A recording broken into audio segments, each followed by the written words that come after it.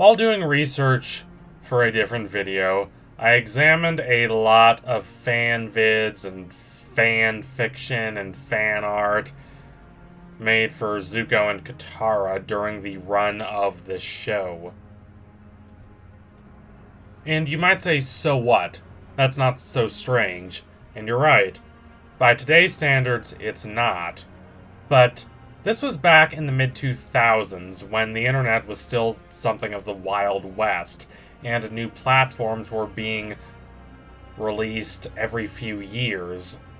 Fandom was not what it is today.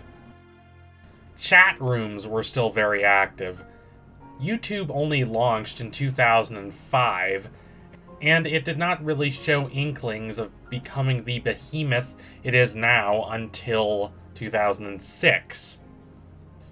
Fandom was still reeling from the days when authors like Anne Rice had the power to crush individual fan fiction communities. Considering this, it's interesting how popular Zutara managed to become. I completely understand. As I have mentioned before, I love this pairing. But I was still interested in how it became so big, especially back in those days when supporting a pairing that was not canon left you open to a lot more backlash than you'd get today. So I investigated the history of this pairing. While there had been supporters of this pairing since the early days of the show, it really only took off in Season 2, when Zuko and Katara share those scenes in the catacombs beneath Ba Sing Se. Katara believes that this is a trap. For her, Zuko is the face of the Fire Nation, the face of the people who took her mother from her, the face of the people who destroyed her life and forced her into a caretaking role even though she was still only a child. She won't let herself believe that Zuko is not, in fact, pure evil, but rather a confused teenager trying to sift through the various influences on his life. His father, his uncle, his mother, who he hasn't seen in a very long time, and Azula, and decide which influences he wants to emulate. He has to decide who he, in fact, wants to be, and who he does not want to be. Filling with rage, Katara declares Zuko was born bad, but her entire furious passion is undermined when Zuko reveals that the Fire Nation took his mother from him as well. The spiteful Katara disappears, replaced by the very compassionate Katara. While Aang was the first member of Team Avatar to give Zuko another chance at the end of episode 113, The Blue Spirit, Katara is the first member of Team Avatar to actually recognize him for who he is. A lonely person just drifting and not really knowing who he is anymore.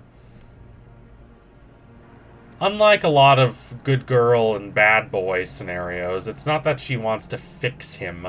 Avatar is very adamant that while Zuko needs and should receive help from others, he has to fix himself. No one else can go through that journey of transformation for him. This is a lesson Zuko internalizes, and he applies this to his dealings with Katara in the Southern Raiders. She has to learn for herself that she does not really want to kill this guy. A bunch of people telling her she doesn't has no effect on her. Anyway, what really draws her to Zuko is the similarities between the two of them. Zuko is not unlike who Katara was near the start of the series, full of loneliness and anger and trepidation and anxiety and having no real idea on how to organize any of it, or how to bring any of it to some sort of solution or purpose or meaning. Just all hangs there. A mess. Zuko and Katara cannot escape the pull of their grief. Experiencing profound disconnection, they search for answers. Katara has a lot of these feelings even at the end of Season 2. Consider why all the members of Team Avatar are on this journey. Toph joined to get away from her parents. Aang went on this journey because it's his destiny. Sokka's on this journey to smash some Fire Nation skulls. But what does Katara want? It's a lot more abstract. Her stated desire is to become a master waterbender, yeah. But why does she want that? It's to connect with her culture, which has been decimated. And it's to connect with her mother, who sacrificed herself to save Katara by pretending to be a waterbender. What she wants is a restoration of the world she has lost. Is that really so different from what Zuko wants? He wants everything to be normal again, before his mother had to leave and before his father burned half his face. Both of them come to realize that the world will never again be like it was, but that's okay, because they can build a better world, and they can build it together.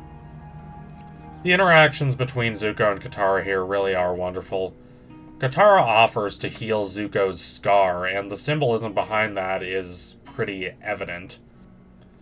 If she uses the spirit water she got from the oasis at the North Pole on him, he will not have to carry his old scars and thus his old sense of identity. He's free to move on. Katara presses her hand against Zuko's face and the music swells. It's romantic and it's fleeting. Aang and Iroh burst through the rocks. Katara runs to Aang. Zuko runs to Iroh. The intimacy between Katara and Zuko deteriorates. Katara takes one last, longing look at Zuko, hoping he will make the right choices, and when he does not, she is distraught. But nothing that happened after the moment they shared took away from the energy this moment generated in the fandom. It's worth noting that a significant amount of time out of universe passed between the end of Season 2 and the beginning of Season 3. The end of Season 2 aired right at the end of 2006, while the beginning of Season 3 did not occur until late 2007. Nowadays, one can watch the entirety of Avatar: The Last Airbender over the course of a weekend, or even in one sitting if you really want to, but this, of course, was not the case in the 2000s. The show's original audience experienced the show differently from how we do today. So you have this magnificent second season of this show, which even today a lot of Avatar fans regard as the show's best season, and it certainly is a significant step up from Season 1. And in the devastating last episode of that season, the show's most intriguing and well-written character shares an intimate scene with its female lead. To steal a phrase from Christopher Marlowe, this is the scene that launched 1,000 ships. So you end the season like this, then you give a fandom full of adolescents 9 months on an internet that is rapidly becoming a haven for fan communities, from DeviantArt to YouTube to fanfiction.net. It shouldn't be a surprise that the pairing of these two became as popular as it did. It also helps that Avatar: The Last Airbender went on another hiatus after the midpoint of Season 3. Today's television landscape, which prioritizes more, shorter seasons, would have split this season into 2. But back in the day, before the advent of streaming and the idea that spending more time on fewer episodes was better, you have these very long seasons of 20 episodes or so. And the network's response to having to air such a long season is to have the show take a break in its airing between the Day of Black Sun episodes, wherein Zuko joins the group, and the rest of the show. These are the episodes where Zuko finally makes the decision to turn away from his father and all the influences he has cared about for years and toward Team Avatar. You have that episode airing in 2007, but the next episodes of the show do not air until July of 2008. That's another 7-month gap, aside from the 9-month gap we were dealing with before. Why exactly they chose to do it this way, I don't really know. You have the last 10 episodes of the show airing within about a week of each other in July 2008. They could have spread these out before.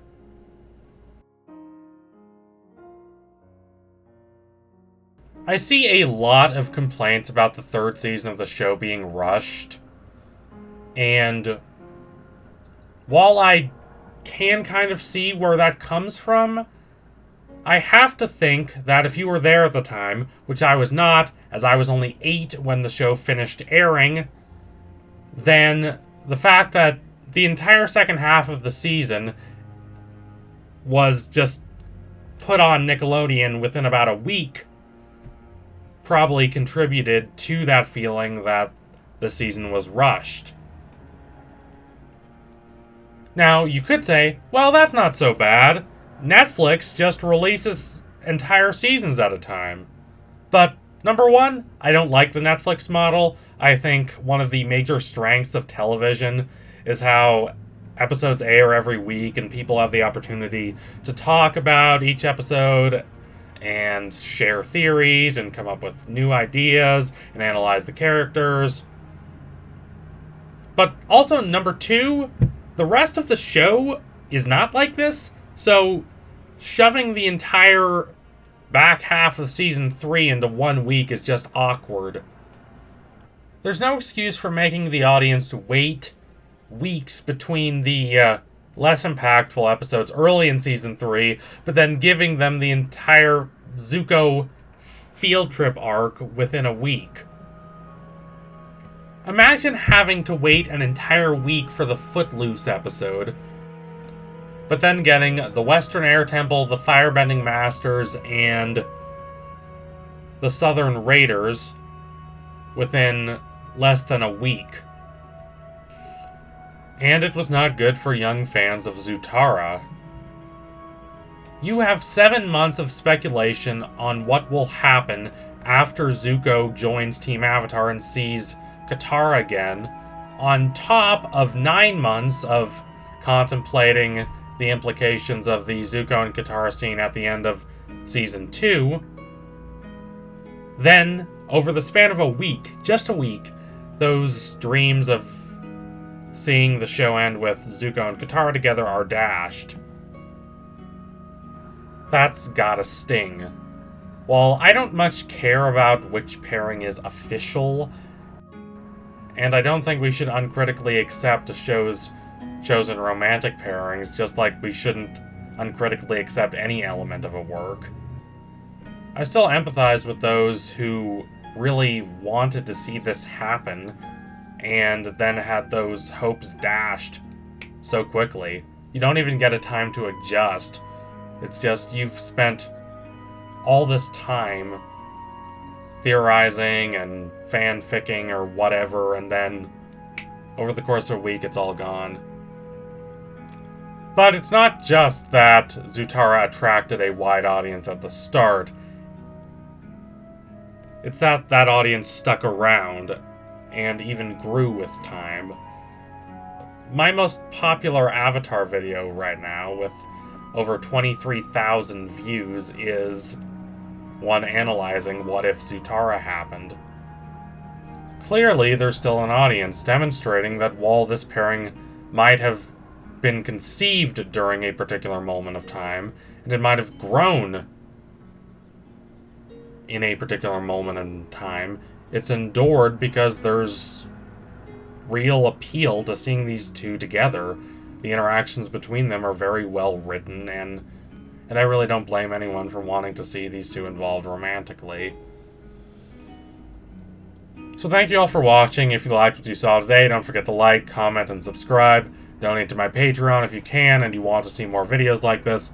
Keep watching Avatar. It's a brilliant, evocative, clever masterpiece, and it's easier to watch now than ever because it's on Netflix. Don't miss the chance to see it. Anyway, tune in soon for my next analysis. It's sure to be coming soon. I promise you all that. Thank you all again. Adios, comrades.